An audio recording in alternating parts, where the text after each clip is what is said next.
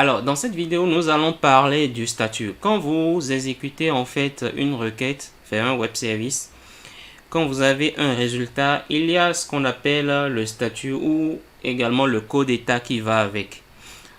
Donc, généralement, quand tout se passe bien, vous avez un code 200.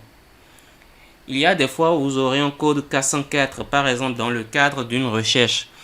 Quand vous recherchez un élément qui n'existe pas, généralement vous avez un code 404. Et quand vous allez sur les sites web aussi, vous allez trouver ça également sur les sites web.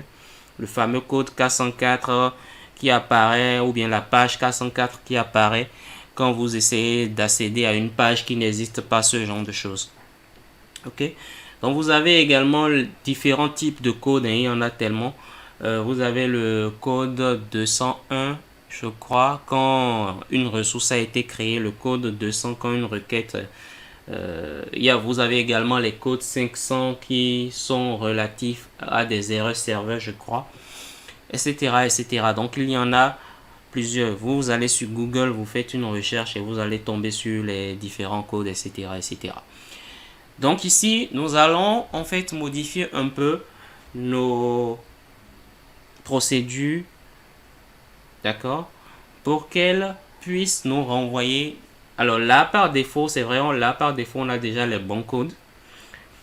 Mais vous voyez que dans notre procédure, nous n'avons pas spécifié explicitement ces codes. À aucun endroit, on a spécifié le code qui sera renvoyé. Peut-être que nous ne voulons pas que ce soit le code 200 qui soit renvoyé, mais un autre code. Alors, voilà. Donc, c'est à nous de spécifier de façon explicite le code état qui sera renvoyé. Donc, nous allons le faire tout de suite. Ok. Donc, je retourne ici. Je vais faire terminer déjà. Voilà. Et quand je finis avec mon variant, ok. Donc là, bonjour, je déclare mon variant, je mets le message qui m'intéresse à l'intérieur, ok. Avant de renvoyer en fait le JSON, je vais faire web service écrit code HTTP. Donc on a web service, la fonction web service, d'accord, web service écrit code HTTP. Et là, je spécifie le code que je voudrais envoyer. Et vous voyez là, on a par exemple les codes 200 qui sont des codes de succès, les codes 300 qui sont des codes de redirection, les codes 400 qui sont des erreurs de la part du client et les codes 500 qui sont des erreurs côté serveur. Ok. Donc là, moi, je vais renvoyer le code 200. D'accord, le code 200. Et je mets virgule. Et je mets un message de succès par exemple. D'accord, c'est optionnel. Vous voyez, code 200. C'est un message qui est optionnel. Mais bon, on peut le mettre. Ok. Donc là, par exemple, je vais mettre OK. Ou bien succès. Ou bien tout va bien. On va voir ce que ça donne. Tout va bien. Ok. Et juste ça, je peux renvoyer maintenant mon JSON. Donc, on va faire la même chose ici. Je copie ça, je colle et je renvoie mon JSON. On va tester ça.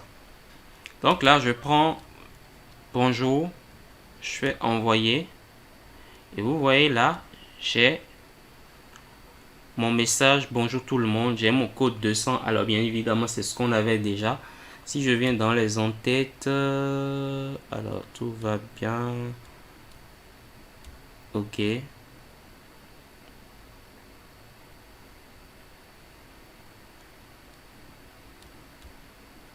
Bon, je crois qu'on est bon. Ce qu'on va faire juste pour vérifier, je vais changer ce code. Je vais mettre du, je sais pas, je vais mettre du K104 par exemple. Alors on va fermer. Je ferme tout ça. Et ici on va par exemple mettre du 404. D'accord. Et du 404 ici aussi.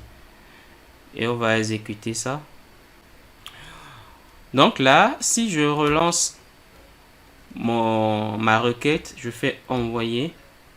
Et vous voyez, là, tout va bien. Ok, j'ai tout va bien qui apparaît. Donc tout va bien. Ok. Donc vous voyez, regardez là, on n'a plus en fait notre requête, ce qu'on est censé afficher ici. On devrait afficher bonjour tout le monde. Mais au lieu de ça, on a tout va bien. D'accord? Et on a 404 not found. Ok? Donc voilà. Et la deuxième requête aussi, bon, elle fera pareil, hein. Elle fera pareil. Donc si je mets Toto,